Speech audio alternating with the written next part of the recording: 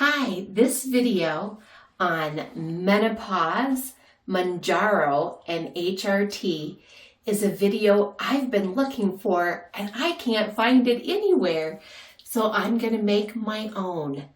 I've been doing a lot of research.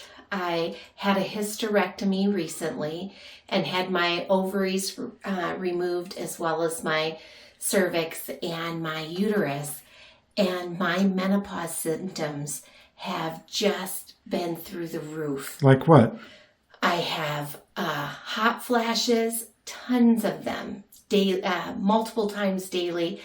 I wake up at least 2 or 3 times in the middle of the night with night sweats, and I'm exhausted. I also have brain fog, low libido, and my shoulder's been a little bit sore, and I found out I've been watching some doctors on YouTube. There's a Dr. Mary Haver who's amazing, and she had mentioned that HRT can help prevent women getting frozen shoulders. And I remember when my mom was my age, she had frozen shoulders, and it was horrible. It's when the tendons and stuff are like all stuck together, and it's harder to raise your arm and slowly to do things. You lose some of the mobility of your arms.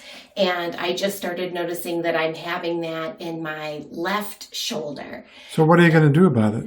Well, hormone replacement therapy can help all of those things, including vaginal dryness and vaginal atrophy. I tell you what, I am 57 years old. I went into menopause at 56, so I was a late one entering menopause, but never in my life had I heard the words vaginal atrophy. I didn't even know what that was, because you know what? Women don't talk about it. We don't talk about menopause. We might mention hot flashes and night sweats, and that's it. That's it. Nothing else is mentioned, or at least not with my friends. Nothing else is mentioned, but there's so many things that can happen to you while you're going through the change that having some estrogen and maybe a little testosterone will help with. And so... and you had to talk about this with your doctor. Oh my gosh. So I did talk with my gynecologist about it. I actually have a couple of gynecologists. The first one, when I told her these weird things that were happening down below that women don't talk about when they get older, that scared me. Like it's falling apart down there. And I was really concerned. And the gynecologist was a young woman, and she was like, that's just vaginal dryness and atrophy. All women get that when they get older. That's no big whoop. And get over it. Yeah, it was kind of like, get over it, Nancy, kind of a thing. And I thought, oh my gosh. But I did switch gynecologists because I needed one who was a little more friendly. And I have one that's, I don't know her age, but I think she's closer to my age. And she's been a gynecologist for a long time. And she's very compassionate and wonderful. But there are some worries with HRT, so she needed to make sure first we had to do blood work to make sure my kidneys were okay and my liver was okay. She wanted to make sure that I didn't have any blood clots. So I went to see a vein doctor, and come to find out, when I went to see the vein doctor, I have chronic venous insufficiency. And I also was diagnosed with lipedema, which is a disease where it's a connective tissue disease where, like, I have chubby thighs, but they're sore and tender. And anyway, I have another playlist on that, and we'll talk about that another day. But so you had to get checked out. Yes, I had to get checked out. To make sure that, was there breast cancer in my family, all these kinds of things that she wanted to know first before trying HRT. But I passed everything, except I did find out I had lipedema, and I found out that I have chronic vein insufficiency, but I don't have clots.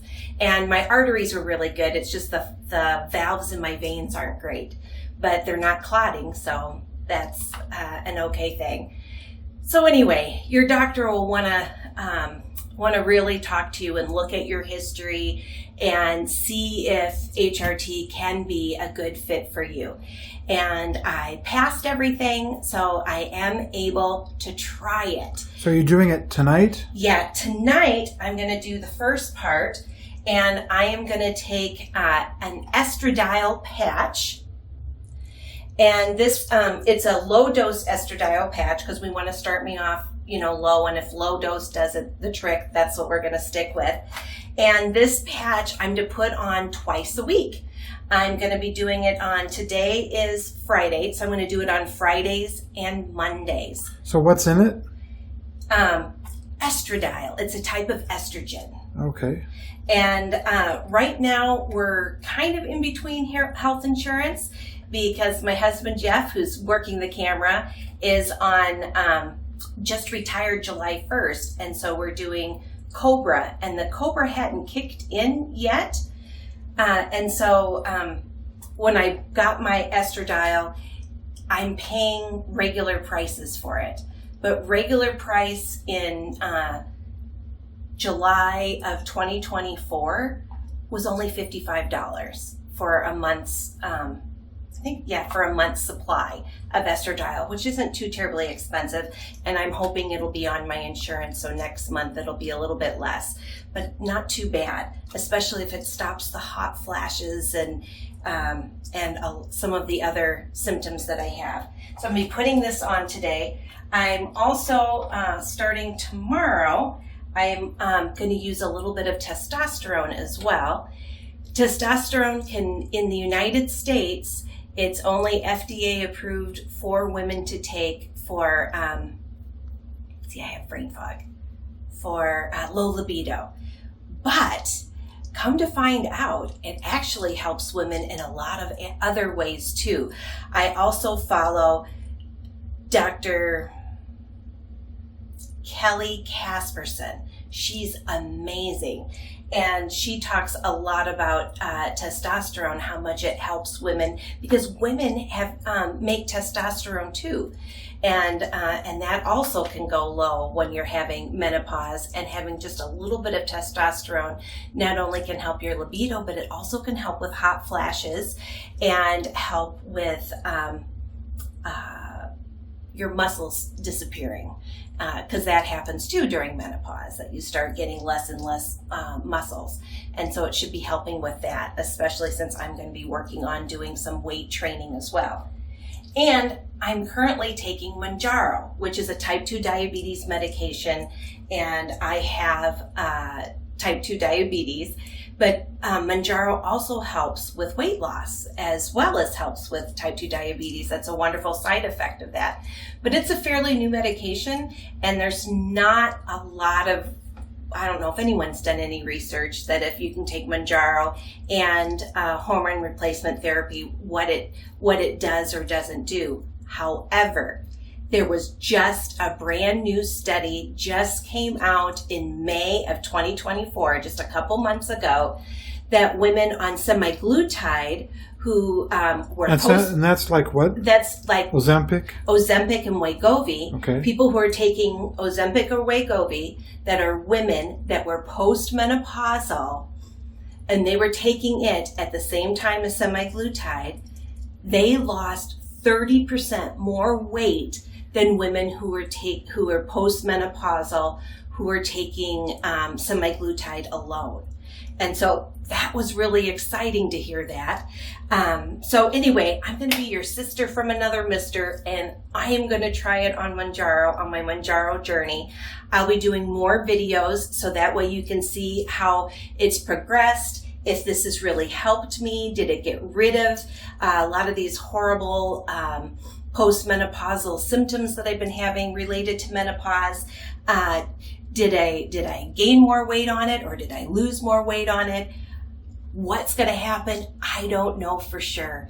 but I am going to share with you because I have been looking for other people on YouTube who maybe have shared these things, and I'm not finding it yet. So be the change you wish to see in the world, and that's what I'm doing right now. So I'm going to be, so first thing. So what do you do? I've got to put the patch on, and I'm supposed to rotate, just like when you take Mounjaro, you're supposed to rotate where you give yourself your shot. And for the patch, you're supposed to do it on your abdomen, but you're to do it in a different place each time. My doctor said, think of your belly button being like a clock. And you can go from 12 o'clock, 3 o'clock, 6 o'clock, 9 o'clock, but move it around each time to a different spot. You're to have clean skin, because if you have lotions or oily skin, then your patch won't stick as well. So you want to make sure that your skin is clean and dry. And so it's best to do like after you've taken a shower, and then also to use an alcohol swab. And then, let's see what this is. This is my first time opening this up. Whee.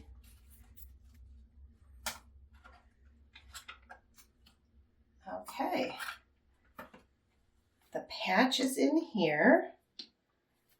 Looks like you tear the top. Sorry, this is my first time doing this. Like I say, I'm your sister from another mister, and I'm gonna... You read instructions for this, right? Yeah, I've read instructions, and they say you take it out of the packet. Uh-huh. But I've never done it before or seen it before. Wow, and it is hard to get out of the packet. I wonder if I need scissors, Jeff. 3 minutes later. Okay, I got it. I was finally able to get it open. And that's what it looks like inside. My little patch is right in there. Pull it out. And then it's supposed to be kind of like a Band-Aid. And the part that's the shiniest, you're supposed to put at your skin, and it's going to pull off in 2 pieces, just like a Band-Aid. So you're supposed to do 1 piece off first. I'll do it like that. 1 piece off first, so you can put it really good against your skin. See, and it's kind of see-through. I don't know if you can see that or not. Hold still and I can. Can you? Yes. And now there's another piece like that. Right? Just like a Band-Aid has. Can't see it. Well, there we go. There we go. So it's just a little thing. Now, I like to swim a lot. And one of my viewer friends knew that I was gonna try this week, and she is new to doing HRT too, and is wearing an estradiol patch, and she likes to swim, and she was told to put a waterproof Band-Aid over it because that will help not only for the patch to stay on, but it also helps the estrogen from getting diluted. Wow, it really blends into your skin. You wouldn't even know that was there. Huh. But now I'm going to put on a waterproof Band-Aid. So you know how Band-Aids have two pieces to pull off? Just like this. Okay, and then I pull off the second piece.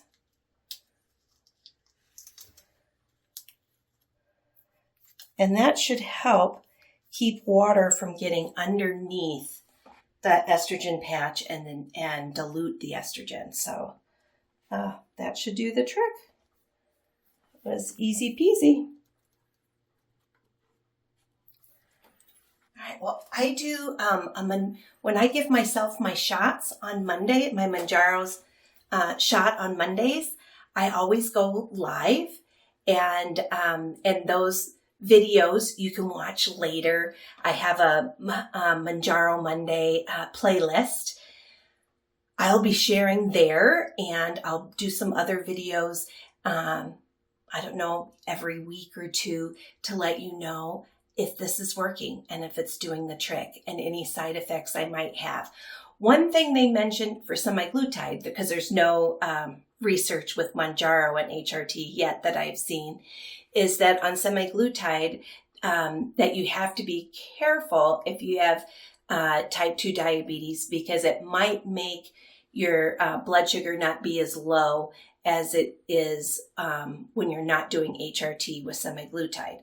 I'm wearing a Freestyle Libre sensor, so I'll know what my blood sugar is doing 24 hours a day. And if it does mess up my blood sugar at all, I'll let you know that too. But hopefully this will be the answer to help with the menopause symptoms and help me to continue to lose weight. If anyone has any questions, you can put your questions in the comment below.